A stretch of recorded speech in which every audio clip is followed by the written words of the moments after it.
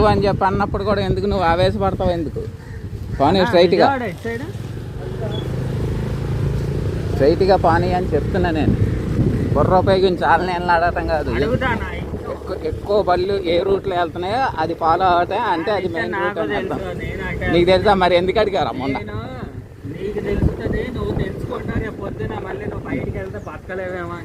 అదే అదే అదే అదే సేమ్. దాన్ని ఇట్లా యారో మార్క్ వేసుకో.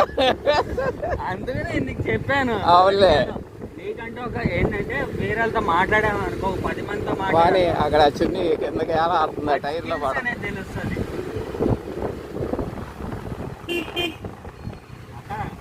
చున్నీ పైకి లేకపోతే వీళ్ళలో పడుతుంది.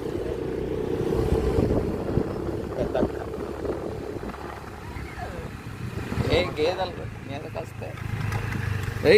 అనయా